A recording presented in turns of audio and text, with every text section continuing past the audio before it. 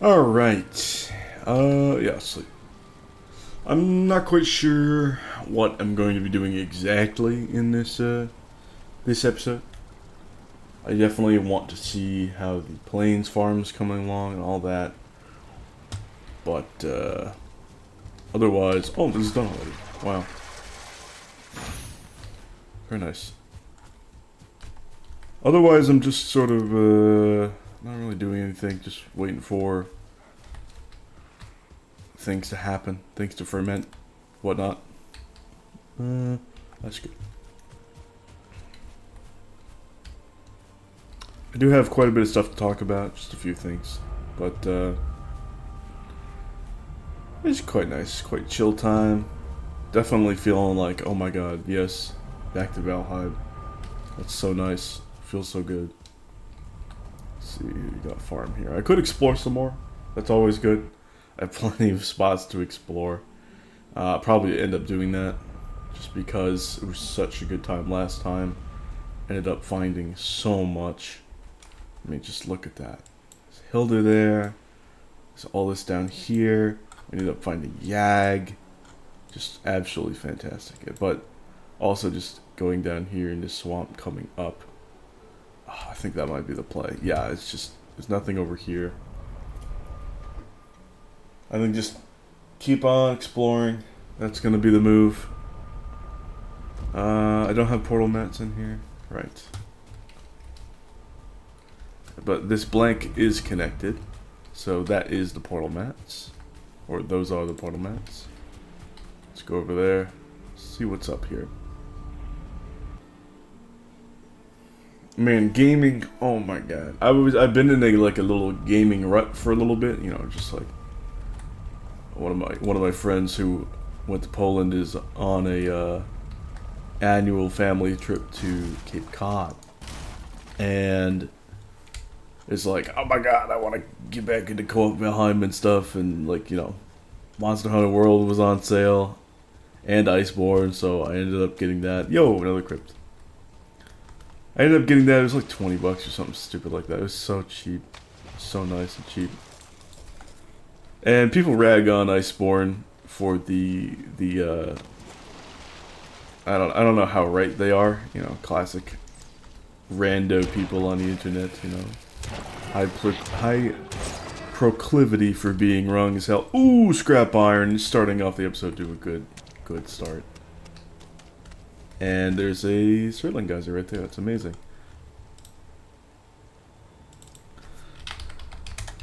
But yeah, a lot of people when they look at Monster Hunter World Iceborne, there is like a complaint about the Crush Claw, which I honestly don't care about because it looks amazing and it looks like it's just going to be a really fun time to mess around with. It's control, it's a approach option, it's a grappling option. There is something really strange about the functionality of the new stagger system that they implemented with it, called the Clagger by the community, which is an interesting name for it. But yeah, ooh, a couple of crypts visible here. That's sick. If you're looking for, or just generating a lot of what is it? Specific build-up for a trip stagger or something, like a different type of control, the Clagger animation could just interrupt that, which is really bad. And I think that's like the main issue behind it.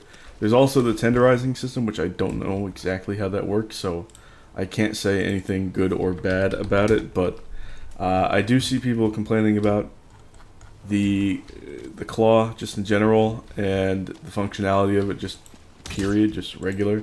And it seems like people that are more in the know are complaining about the tenderizing system. They're saying the claw is fine, but the tenderization system and the Clagger are the issues, which I could totally see why. I don't think it's going to be too big of an issue because control is control for me personally, and I find it very easy to adapt to different forms of control as they come about. It's just good gameplay personally, and being able to take advantage of control I mean, especially if you have a fucking grappling hook. I was like, oh no, the enemy is over there because of the stagger. It's like, okay, well, I'm just gonna grapple over, and it's not gonna be too much of an issue. It's like, why wouldn't you want a grappling hook for a big ass thing? It's like, oh, we didn't have it before. Okay, well now we do. So, you know, you got to picture it for new players. You know, I'm a total new player.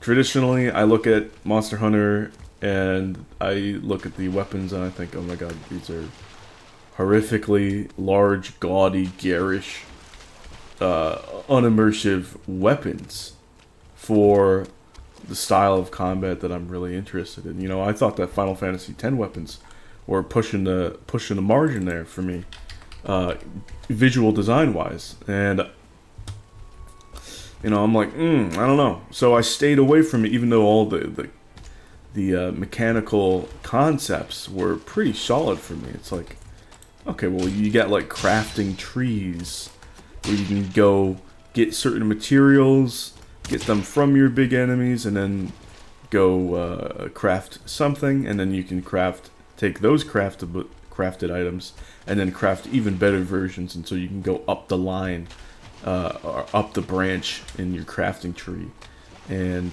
that's just a really good concept. I remember Kingdom Hearts Recoded had that sort of crafting system, but with commands, and that was really cool as well. They actually did quite a bit right in Coded, which is strange, because overall it's just, of course, it's going to be very hard to beat Kingdom Hearts 2 Final Mix and that sort of deal, but yeah, it's just, Kingdom Hearts Coded did do pretty good on that, especially with the whole memory system. Like, just, you can't just like spam OP shit in your command gauge. You need to balance that out, and they balance it out, which is fantastic.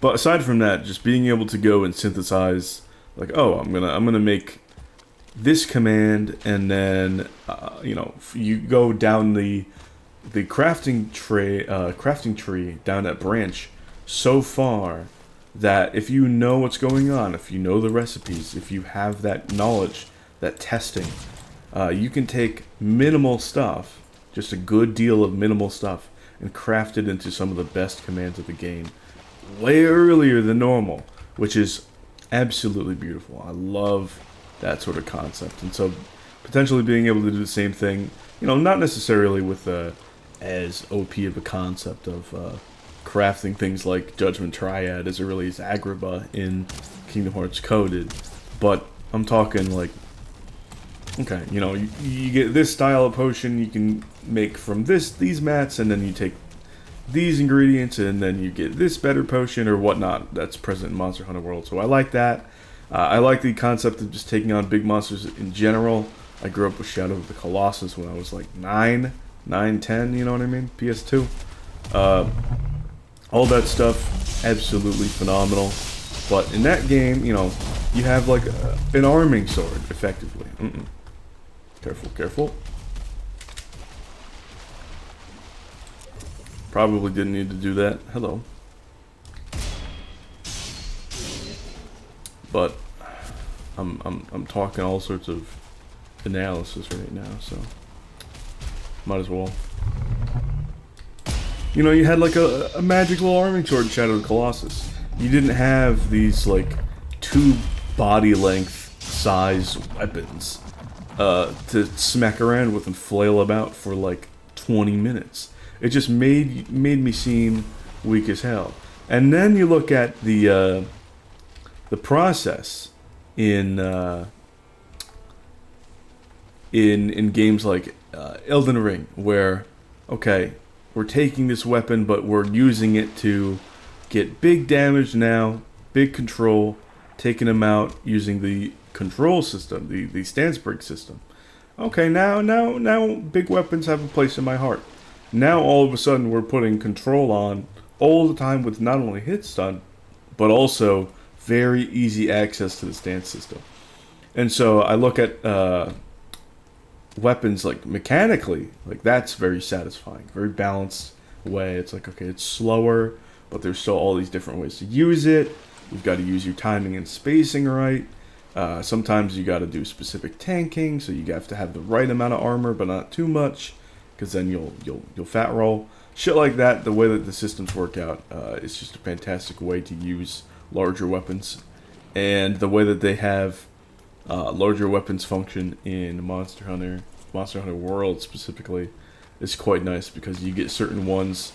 There's all sorts of different combos you can use. Specifically, I've been looking at the hunting horn to try out, because I am a big support control utility guy.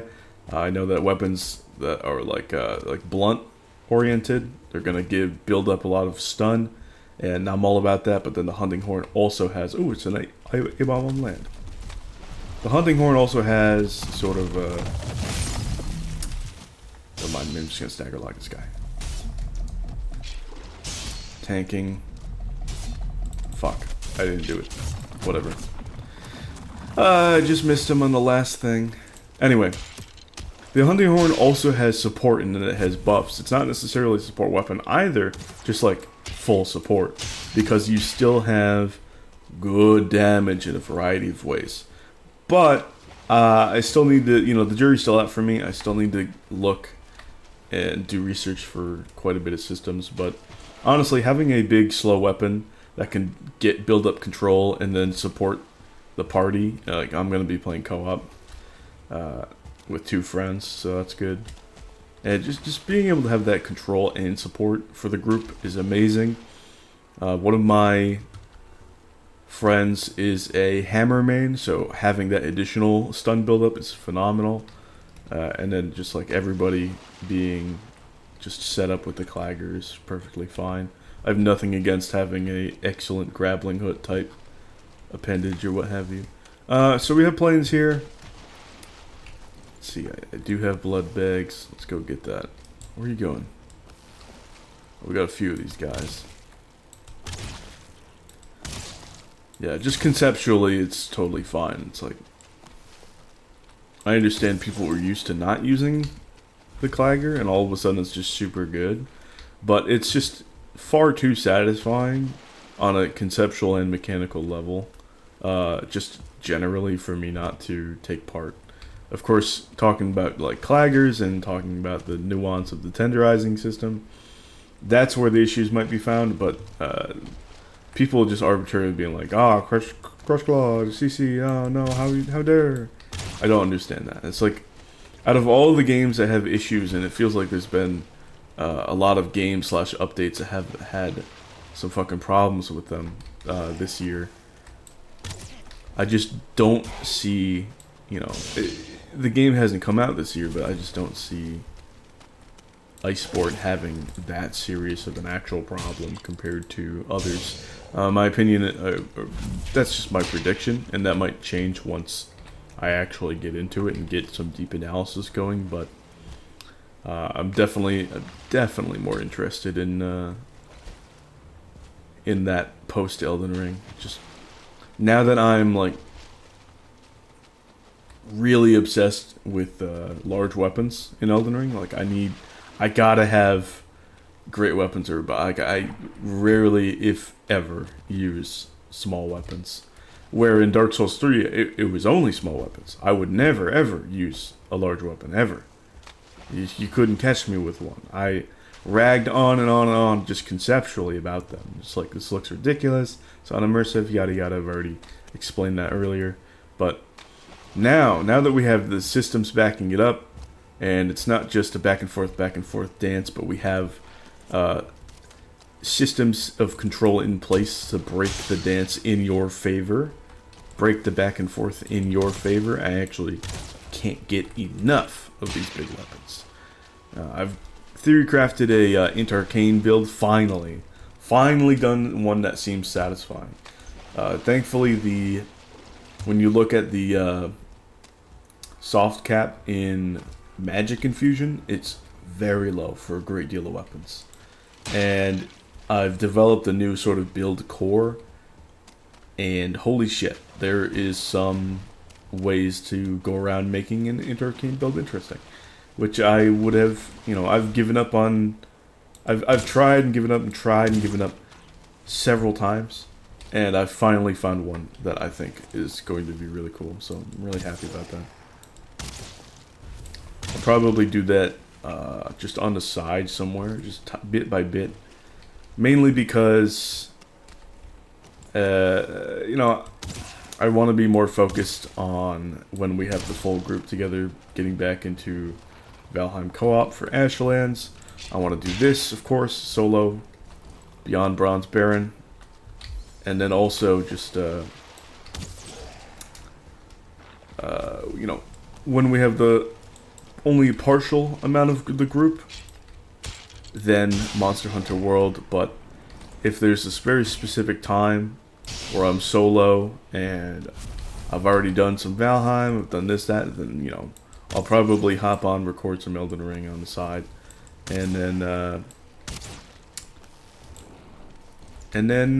yeah, I'll probably have it unlisted and probably share it to the Discord, whatnot. Another drop.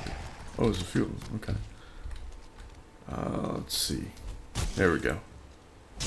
Very nice.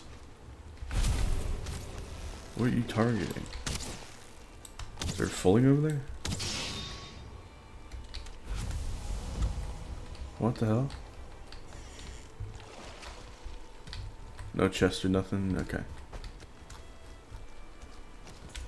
I think this might be all coastal, but I need to guarantee. I need to know. I need to know for sure. Okay, I'm running low on rested.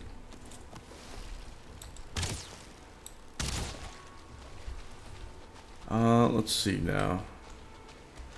I'm not too close to a crypt, but I'm not too far either. I could just venture without rested up until that point. Okay.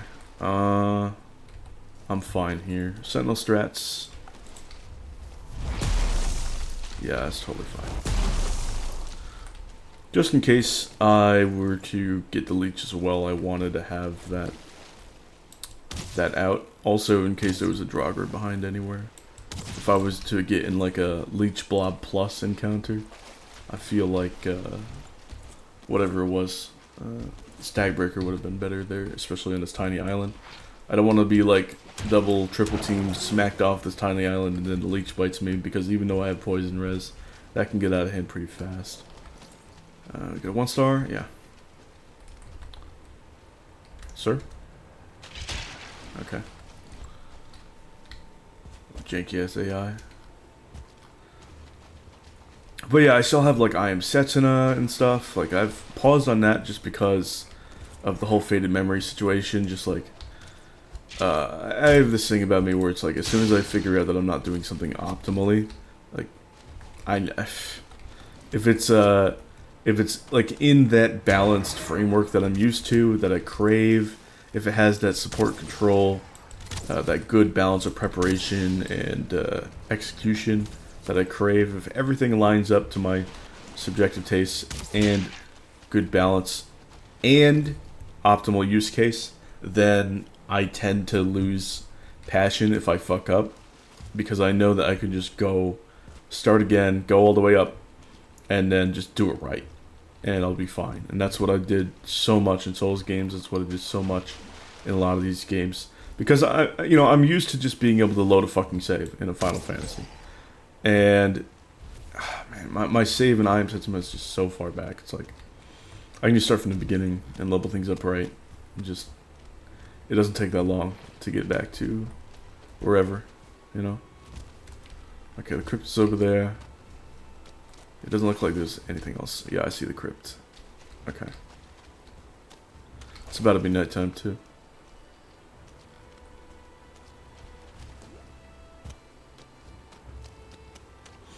Could I have just set the portal up anywhere? Yes, but spawns, man. The spawns, like, if I get a raid back at home and there's a spawn like right there in a swamp that I don't see, it could be really bad.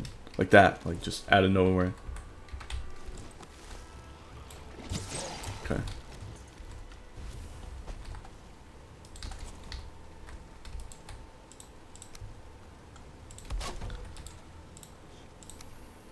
Let's be able to see this. Okay. And I need to put the iron down here. Alright, perfect. But yeah, there's so many interesting ideas that I have. Like Elden Ring, it's like, yes, the DLC had some very disappointing aspects, but can I tackle it with a more ranged setup? You know, a mixed setup, like an Int and Arcane type of deal, sort of spell sorting, which is what I used to absolutely do all the time with DS3. Can I go in with that similar style, but with the new systems, and take on the new bosses and have them be much more satisfying of an experience? That's a question that I would like answered, so I'll fuck around with that eventually, you know. Getting those faded memories, being able to dominate the mobs and IM sets, and it's like, what's going on there? I don't know. We'll have to see. You know, I'll have to see how that goes. Let's see if we got coal and such. Let's go out here. Wonderful. And blood bags, I just gotta put back in the main area.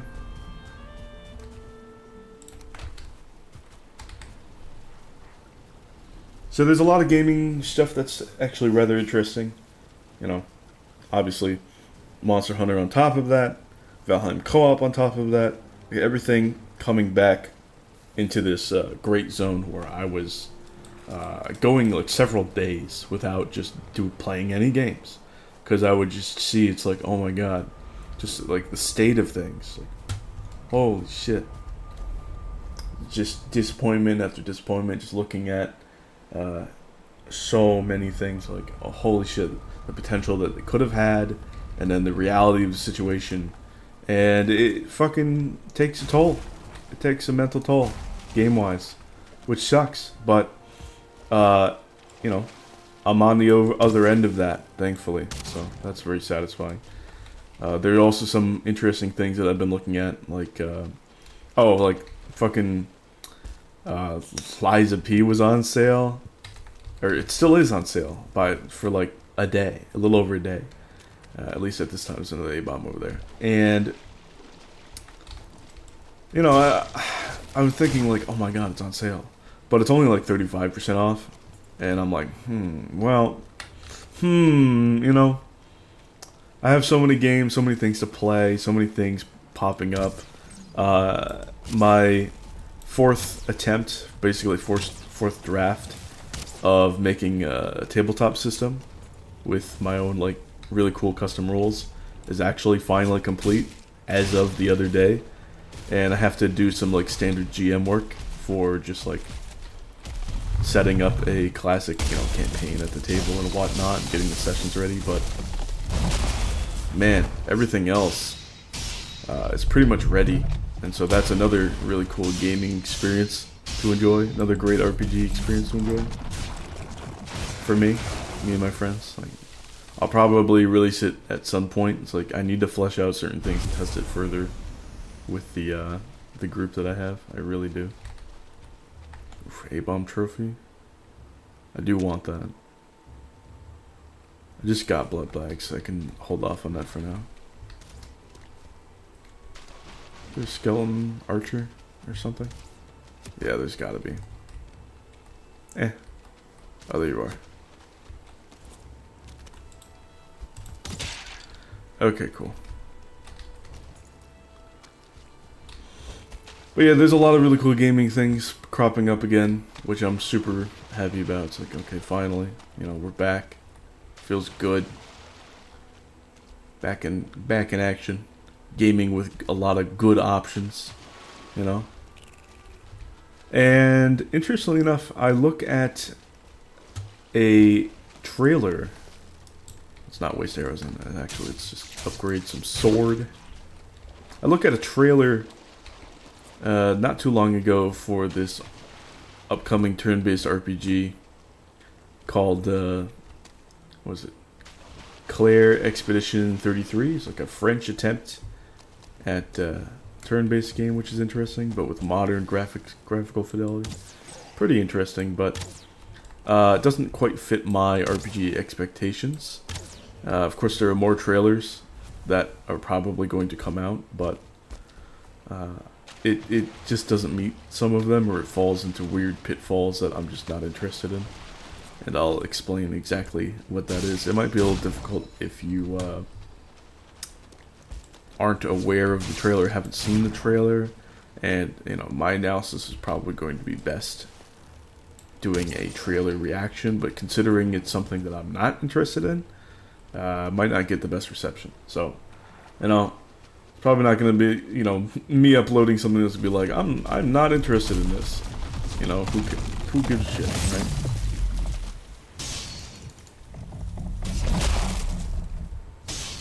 Yes, sir. Oof, that's nice. After the first stagger, I might just be able to just, instead of middle mouse, just hold. Like, click and hold. I'll have to test that out. Like, middle mouse spam sure is satisfying to look at, though. The sound of it, the big numbers, all of it's very neuron activating. I need to get out to the side. I've already been on the interior. Some blobs over there. So yeah, what are the quote unquote personal pitfalls that Claire Expedition 33 has? Number one is just like visually, it's like, yeah, you have great graphical fidelity, but at what cost? Oh, holy shit, the shamans are attacking something. I see like particle effects, certain like motion blur getting in the way, and I'm just like, oh, I don't know, man.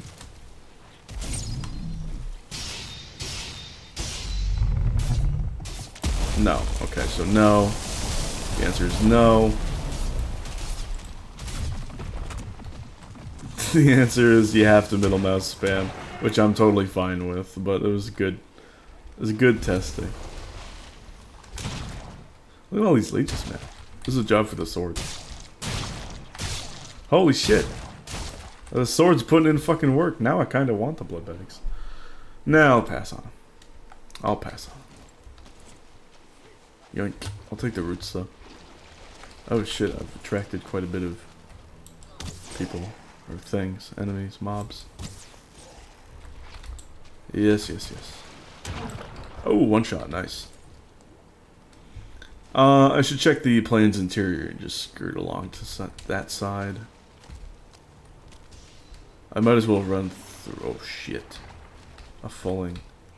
Alright, the fulling camp is right fucking there. Let's keep moving.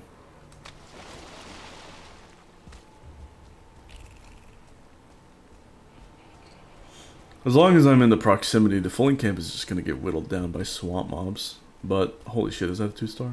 No. It's a regular. But even so, I want those needles. Shit. Yeah, fine.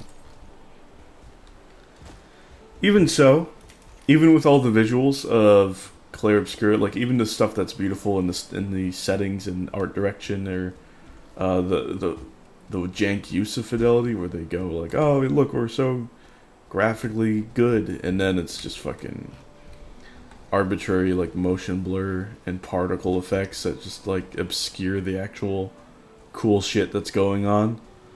Aside from that, visually, what they showcased, and only for like a blip, mechanically, like for the party, is also pretty weird. So, it just seems like, from what I saw, wow, what a sick fulling camp spot. Oh my god. Holy shit. What the fuck? That's... Oh my god. What the fuck? Okay, let's crouch. That's absolutely gorgeous. What is the seed, man? I'll just call it gorge, because it's gorge, and it's kind of like in like a looks like a volcanic caldera almost. That's fucking incredible. That looks so good. I would have passed right through, but alas, we have a fulling camp. I don't know if I want to run through that. I think I want to raid it. That's so sick. What a cool build spot that would be. Holy fuck. Yeah, there might be another way to pass through over here. Beautiful ass seed. So I saw one character and it was just all damage. It's just like, what did the character do? It's like, oh, I make numbers, damage numbers. It's like, oh, how fucking boring. I'm so bored with that. Holy shit. Character, I need variety. I gotta have variety with that. Okay. Yeah, it looks like we're going up there. I don't, let's pass through, like, maybe over here or something. Maybe I can just go around the mountain. It is a very low mountain, but still.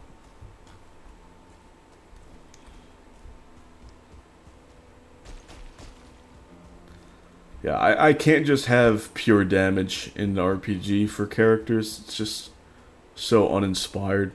Especially when characters from old school Final Fantasies and turn-based party RPGs are just... They just carry so much mechanical nuance to them that it's just... I need reasonable complexity.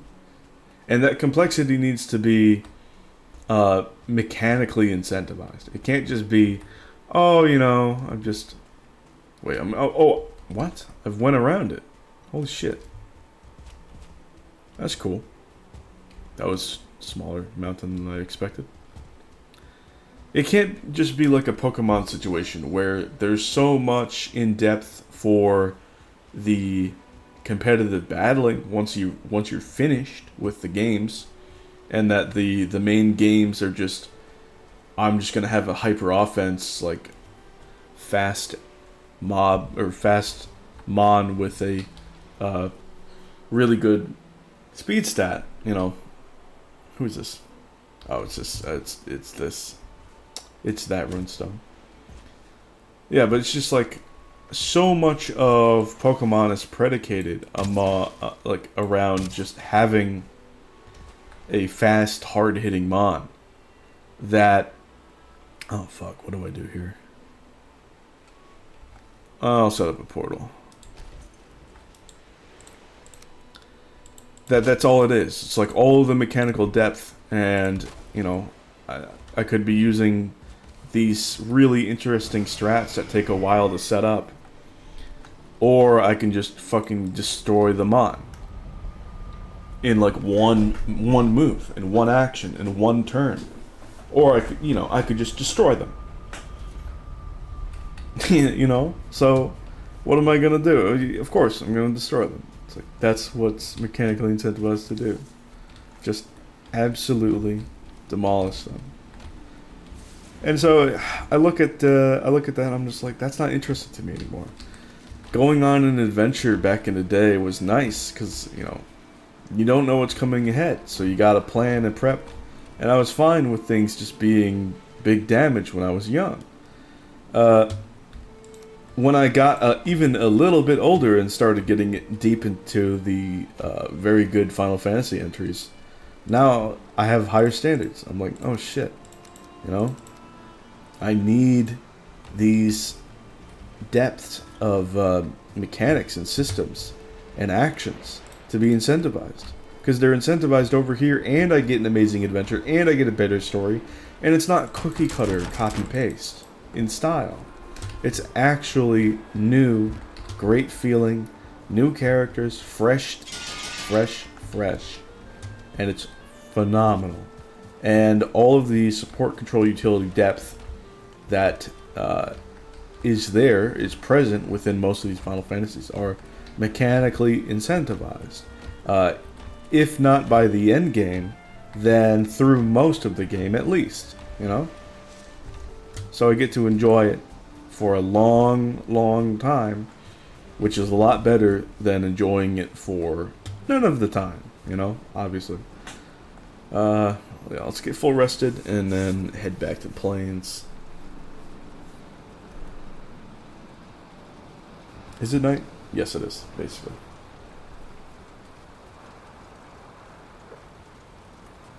And so, although Pokemon has an absurd amount of depth, even compared to potentially a Final Fantasy IV, when that came out, And that has more depth than like 14, you know, SCU wise.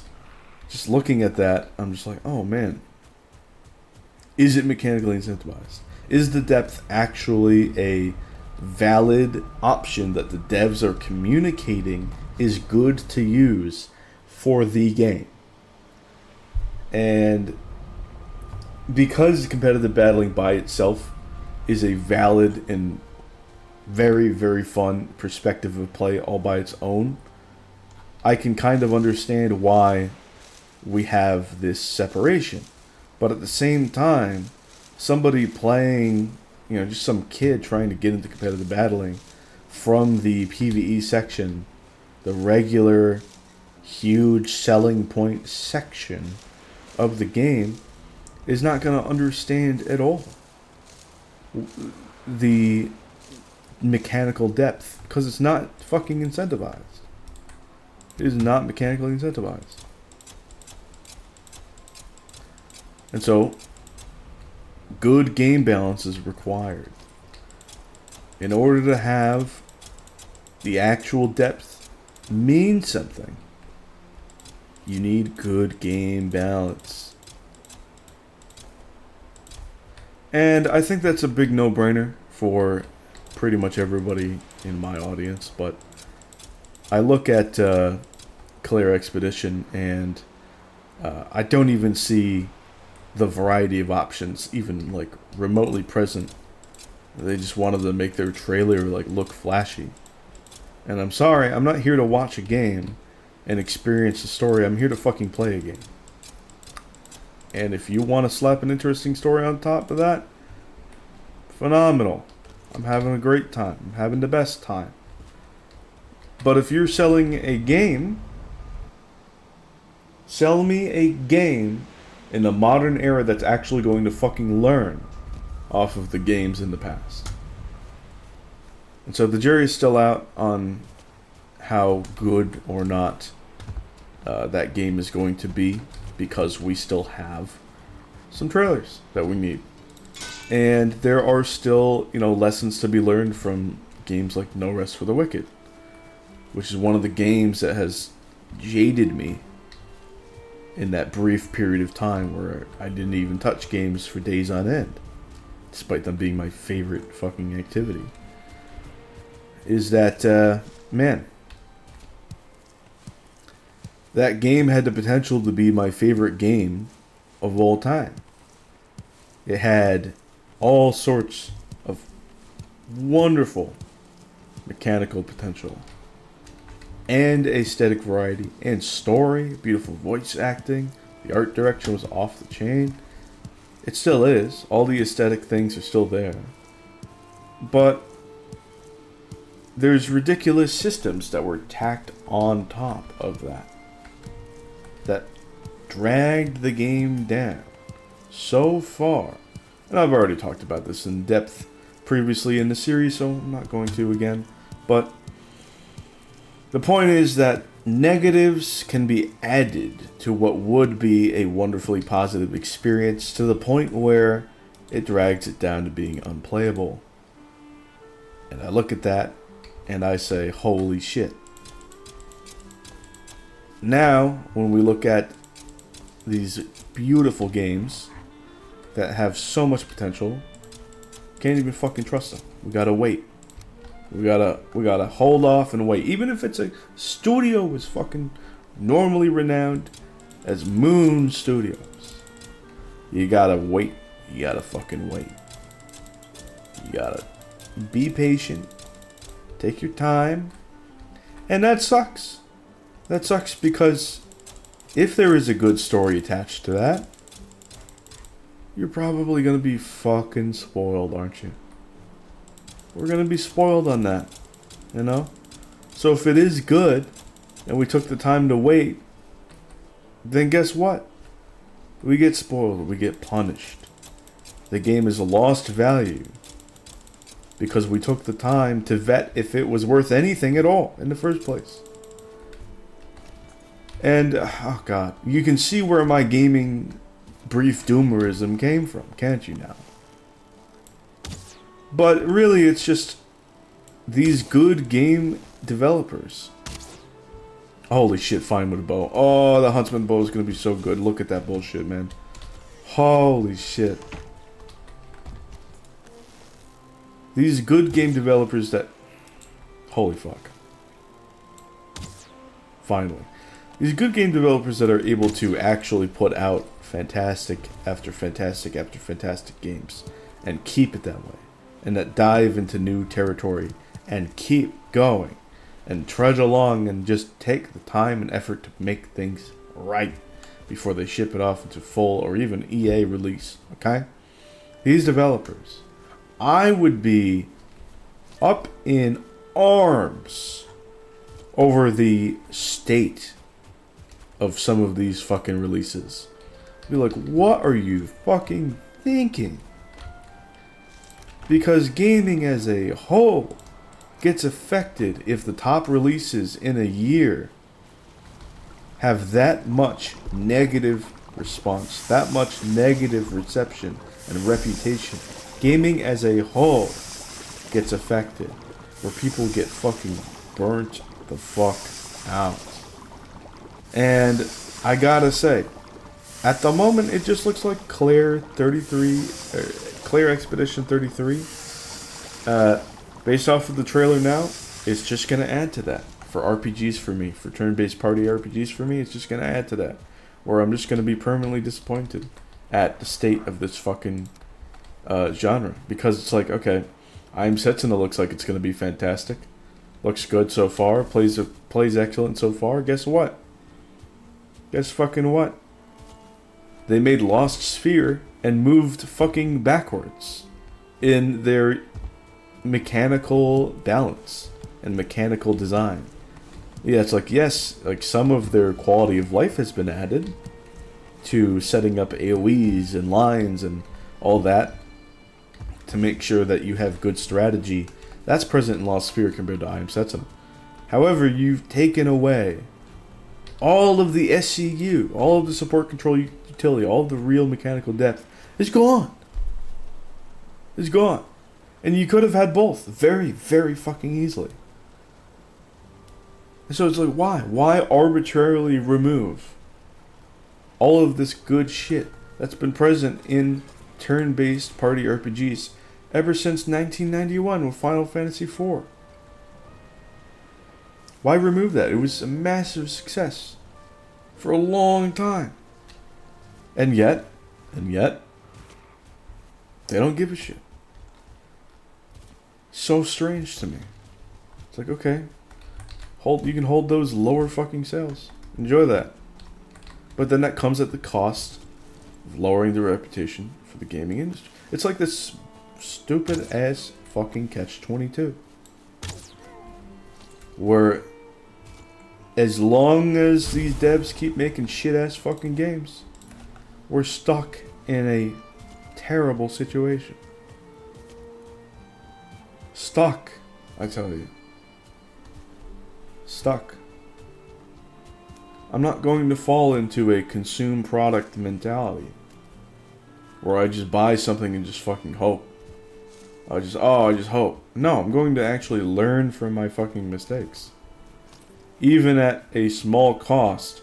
Thankfully, my appreciation for mechanical analysis, guide making, whatnot, is so deep and varied that when I get complex games with RPG or RPG-esque systems in them, that even if certain aspects have been spoiled story-wise, I still have so much time and gameplay to work with.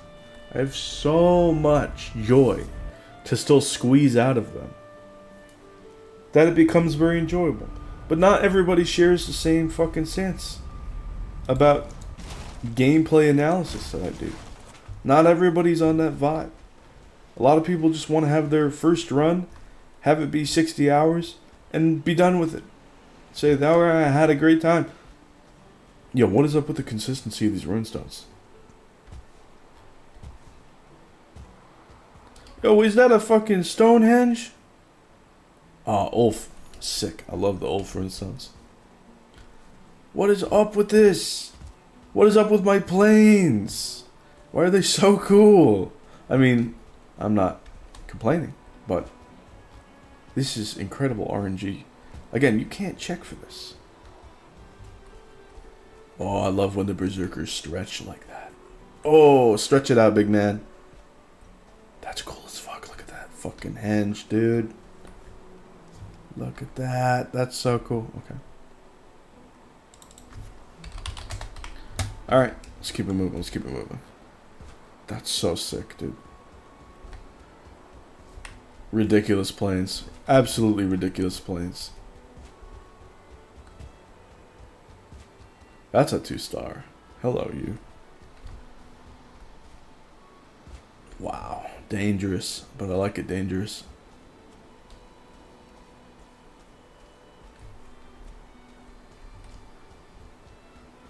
Man, that's so cool. Oh!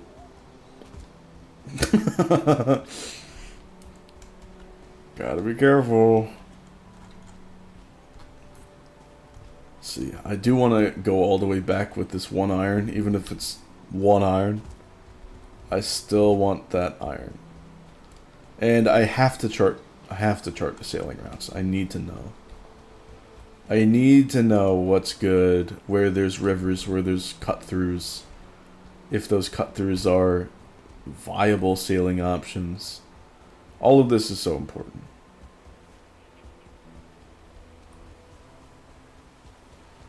Oh, bit of stuttering there. Oh my, are you serious? What is that now?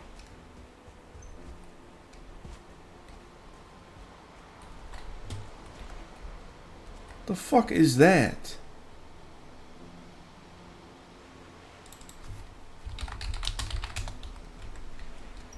The generation is fucking unreal.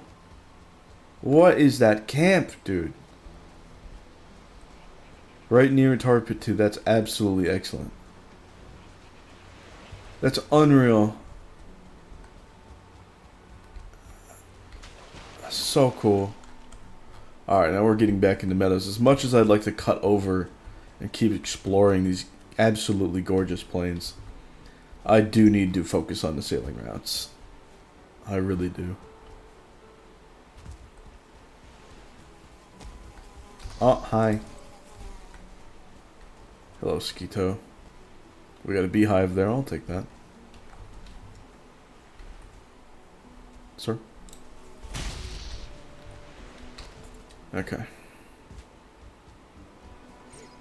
Oh, fuck.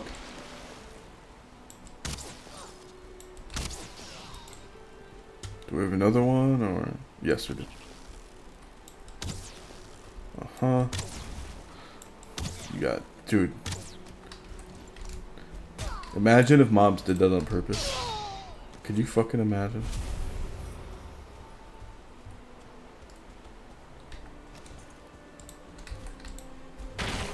Yoink.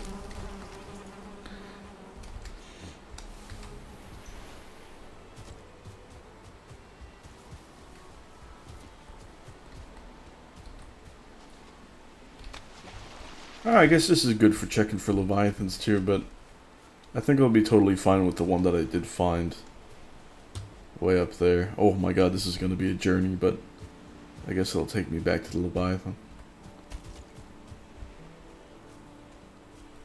It's a really cool little aesthetic spot in the meadows.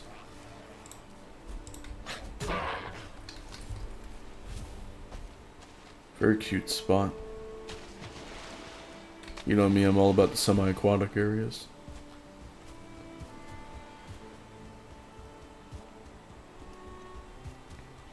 One final thing to talk about today is I wanted to see if somebody had... I remember not getting all the way through this one person's Elden Ring critique, just the base game. I was like, this is ridiculous. Like, the positives are messed up, the negatives are messed up. We haven't fully, accurately talked about the ways in which the game was good or bad, in the slightest. And I went back to it, and this person had, you know, he stated as a disclaimer. What the fuck? Are we? What the fuck? Anyway, the person said he stated as a disclaimer that.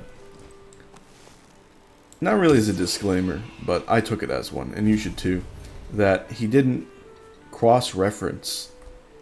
He didn't do research about what other people were saying, about what other people discovered. It's a beautiful Draugr village spot. Oh my god. It's just a regular village. No, it's a Draugr village, I was right. The curved... The sort of differing angles, the angle change gives it away. Beautiful Draugr village spot, duly noted. I think I already have a Draugr Elite trophy, but that's good to see that.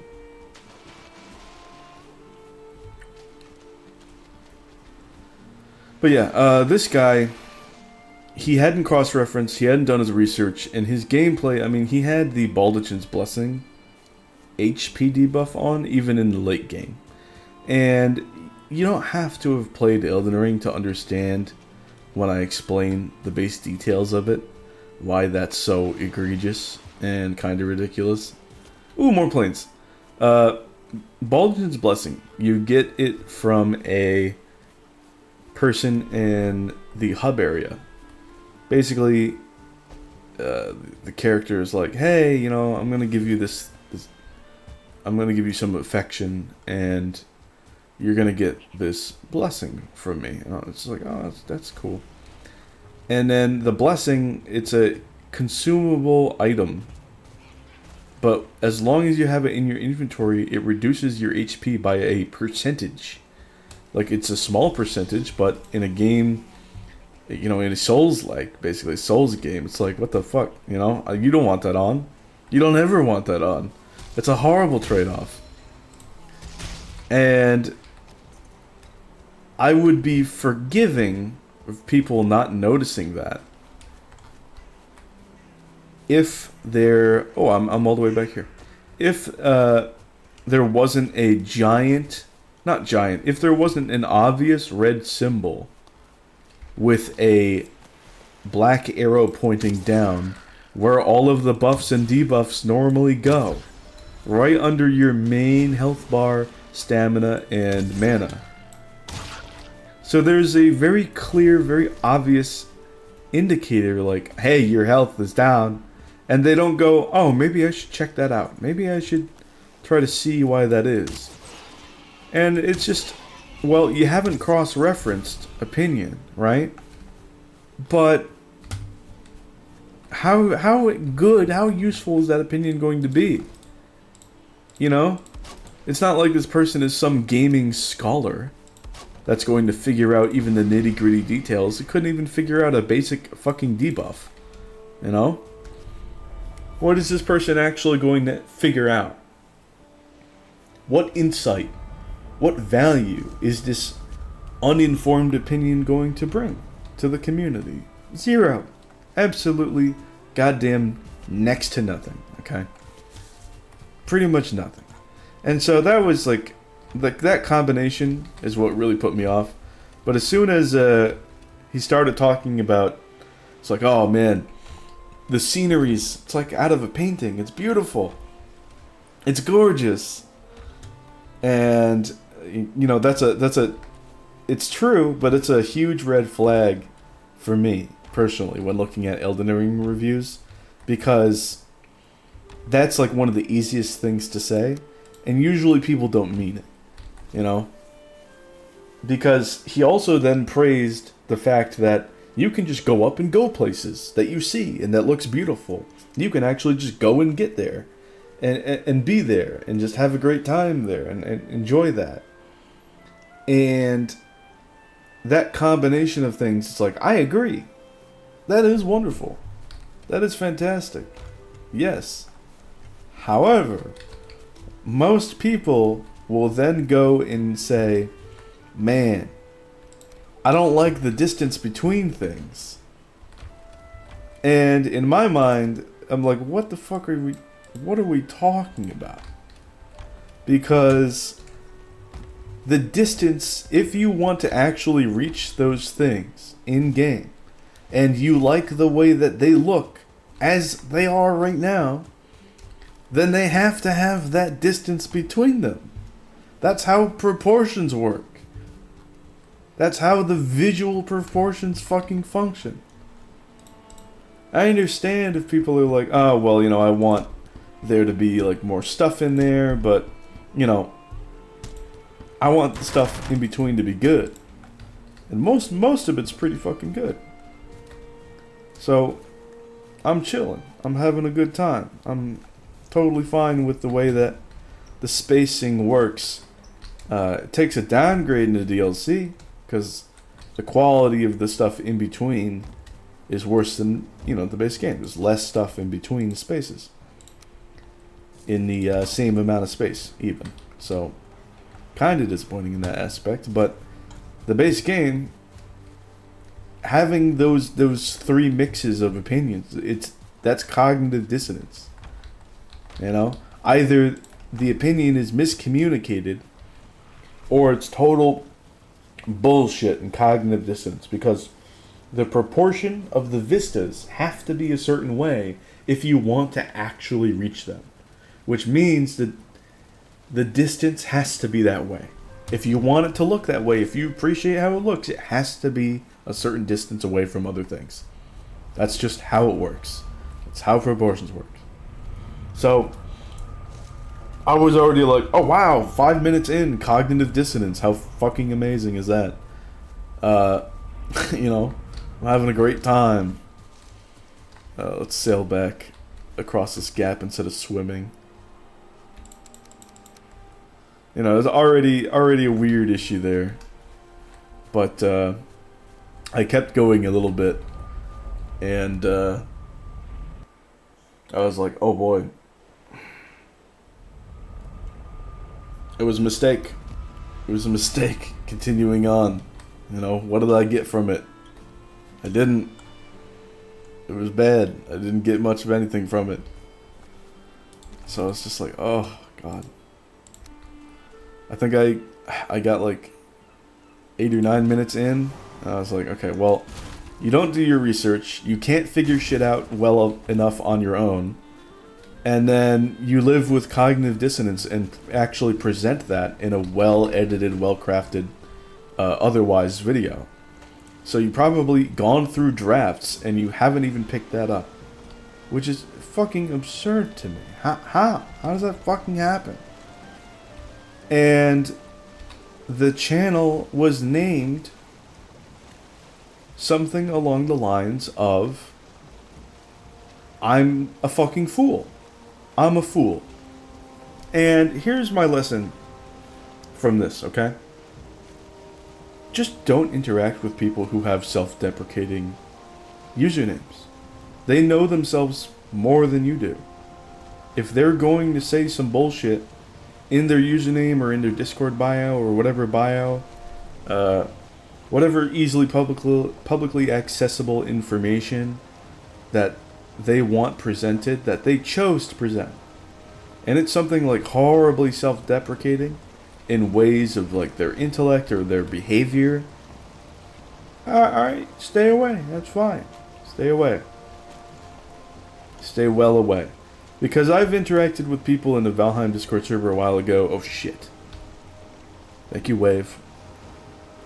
That have also had self-deprecating usernames, right? Or something self-deprecating in their bio. And yeah, it's not the best time interacting with them. Usually it's always true. Usually it's true. The overwhelming majority of the time, they're just spitting facts in their bio or in their username. They're just not worth engaging with. So, if you value yourself, don't put that self-deprecating bullshit in there. I beg of you, because I'm just not going to fucking interact. And I will always recommend from my personal experience interacting with said people, that others that I value, like my wonderful community, and others that are in neighboring communities, do not interact. Do not stay. Just stay away. Fucking stay away from that shit. Not worth it at all. Holy shit. Just take your time. Focus on the good. And man, it might seem a little judgmental. It might seem a little basic and superficial, but still, I'm not working with that. You know what? Even though it sounds superficial, I'm gonna believe them. Okay? You want this to be presented front and center? I'm gonna believe that. If somebody's wearing a shirt with some type of shit on it, I'm gonna believe. I'm gonna say, oh, hey, okay, all right. I believe you. I understand you. If somebody comes up and says something to me, I don't know them. I don't have a reason to believe one way or the other, but I am gonna take caution just in case. It is what it is. That's normal behavior. And so I see that and I'm like, all right, okay, fine. Just stay away. All right, we got potentially some serious serpents on that left ocean side. I want to get out over to this top spot in the meadows. We got good wind. We've been blessed with some serious wind, right? So let's get on over there. Oh, come on, fish. Jump up. Look at the quality on that one. Come on. What a shame.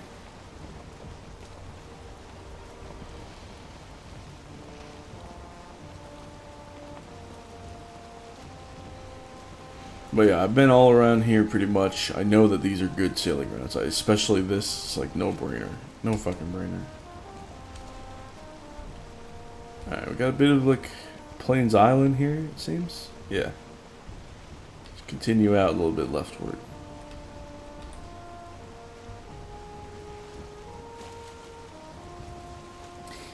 I believe that's starboard. Port. No, it's port, isn't it? Left, right, port, starboard. Yeah, left. Port. All right, now we need to cut back. Cut back starboard. Correct me if I'm wrong on that. Huh? Anything? Anything in these dumb waters here? The wind is changing. It's okay, we can adapt to that, thankfully.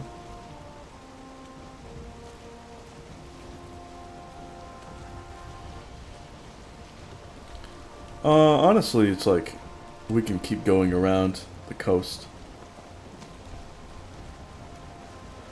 via Carve.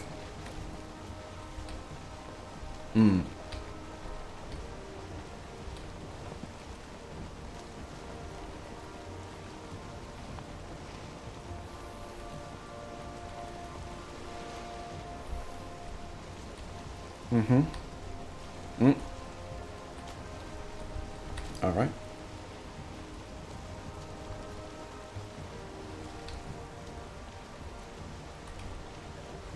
A little tighter with the angle there. Okay, there's a bunch of swamp here. This is new, but I don't think there are crypts in there.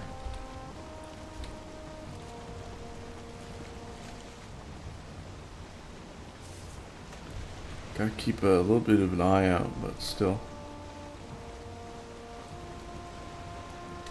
Another runestone. Yeah, I'm just not seeing it. Oh, giant herring, please. My favorite. Well, my second favorite, let's be real. Oh, cut. There we go.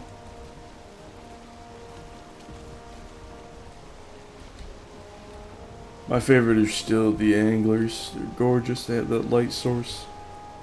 You know me, I'm all about the light sources, the lanterns and shit. I'm all about it. Alright, we're back in the meadows. Again, need to see those sailing routes. This time, on the ship.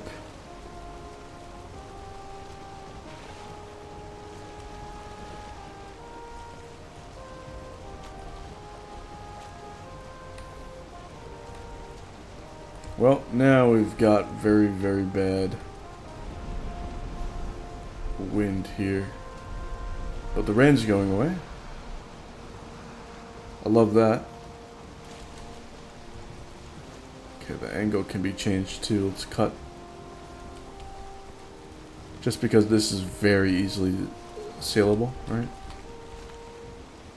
But this, I don't know about this. So we'll see. Trollfish. We're in Serpent Land, but I am... What's my... Yeah, bow's effective 61. I'm fucking chilling. I'm not worried at all.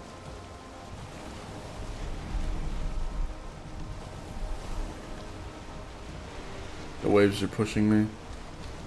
Gotta push back. My angle's really bad. There we go. Fuck! This is brutal, man. Alright, we can cut this way. Cut. It. No serp. Like that.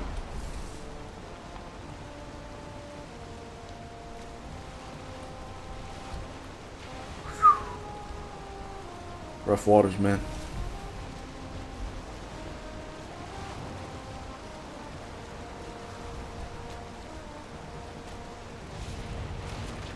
But yeah, I remember, I'll give you an example of somebody who was like, I believe this person had like dumb in her username, and we started chatting about something, and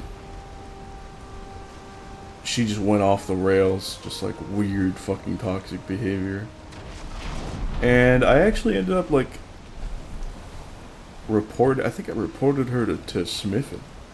And even he was like, okay, yeah, whatever. Just fucking muted her ass real fast. Which, I mean, you know, fellas at the I thought it was lightning.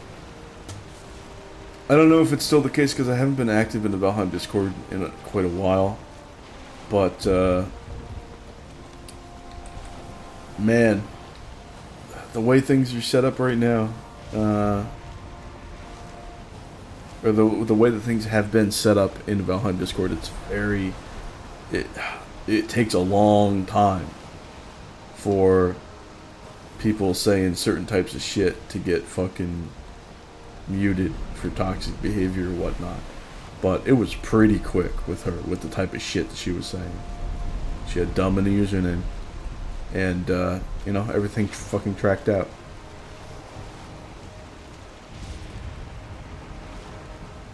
Of course, that's just one example. I'm sure y'all have better examples than I do. Oh, my angle. Come on, man. Oh, in the boat, please. Please.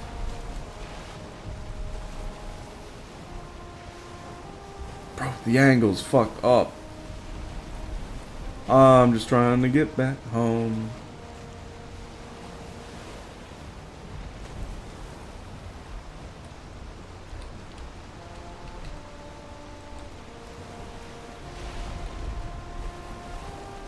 Oh god, so annoying in a carve, man.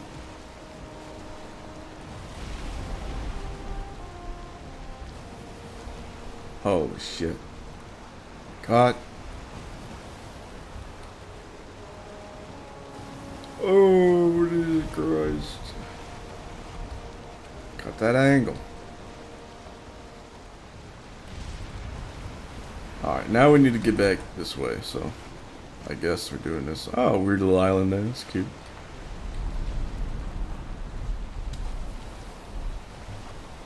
No serpent still somehow. It is what, 5%? Yeah, 5% chance to spawn during the storm at a specific spawn point, so it is what it is. I would love the serpent meat, but that's fine. My angle needs to change again. Okay, I cut a little too much.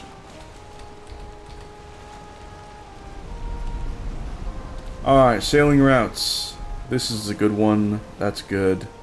This is good. I just need to see the other side now. Oh my god. Maybe I should have gone to the coast by the meadows and not just been in the ocean, but I kind of do want to see serpent.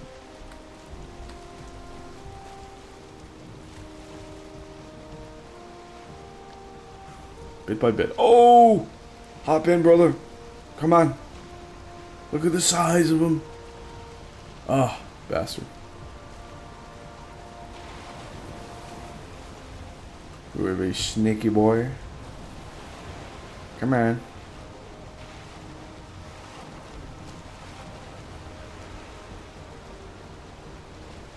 We're getting there, fellas. We're getting there. Village is over this way. Slowly but surely.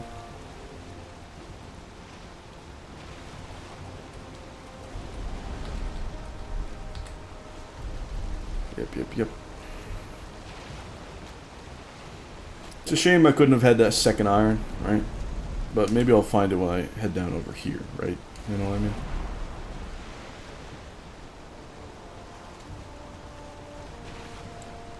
And again, I think I'll take the land route down over, just to make sure that sailing routes are impeccable. Almost there.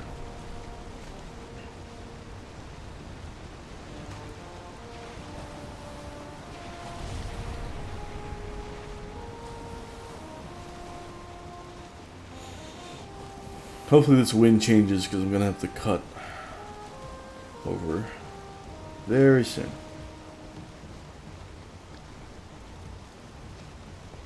I feel like I'm going to be dragged back into the ocean.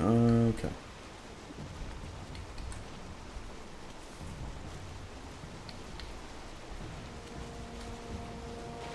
Oh my god, waves, please fuck off.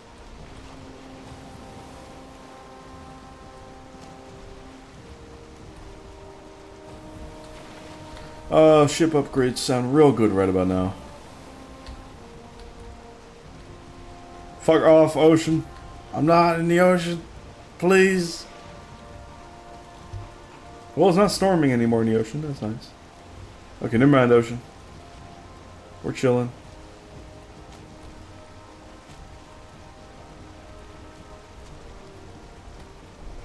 I still want that, like, midway between sort of carve and long ship, or that, like, just like a little bit larger than the carve with some bonuses on it. Oh my god, that would be so cool. Hang a lantern on that. Come on now. Alright, that's a good sign.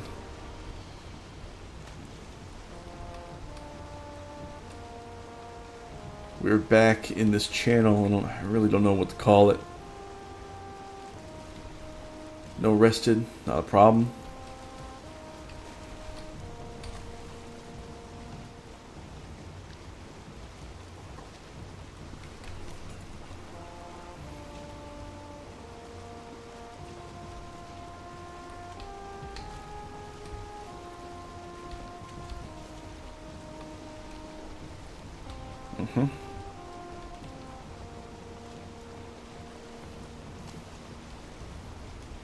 Yay, trash wind, bring it back. Bring back the garbage wind.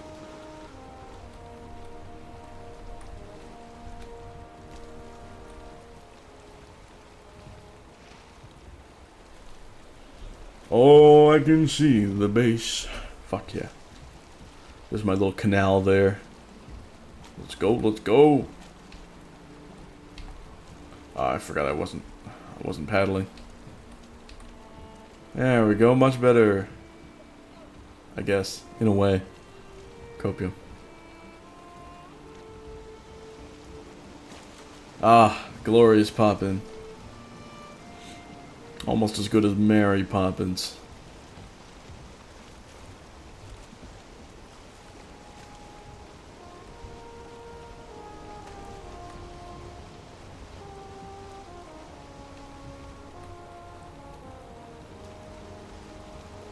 When I build on this island, it's gonna be so fucking cool. I still want to make a bridge over that canal entrance. Honestly, I could have rammed some section. I still can. Ram time.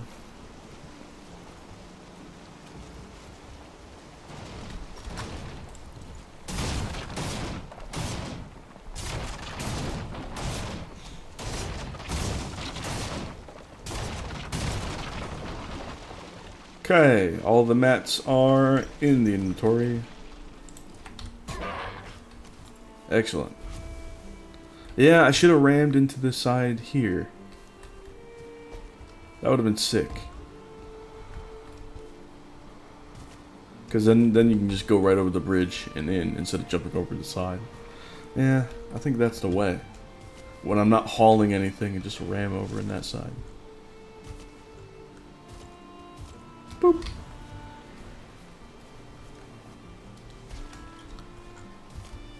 Okay. Put that over here, I guess.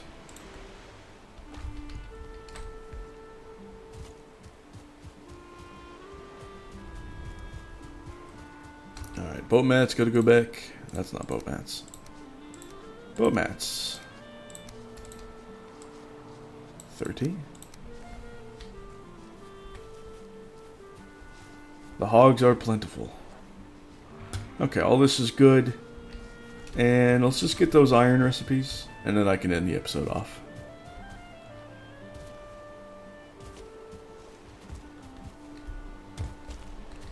Glorious.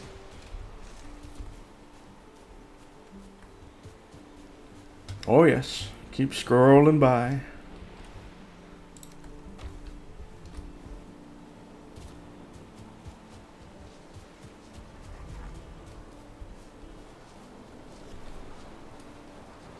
They just keep coming. It's a thing of beauty. Dark road gate. Oh yeah, because I have the tar. Cage walls, wood iron beams. The iron gate, classic. Standing torches, absolutely beautiful. Not as good as the Verger lanterns, of course. Very, very nice. Okay. Thank you all for watching. Hope you enjoyed it. And, yeah, man. I'm having a good time with Valheim. Feels good to be back. And hopefully the co-op will be back soon, too. So, I hope you're looking forward for that. Thank you guys for watching, and I'll see you guys some other time. Bye.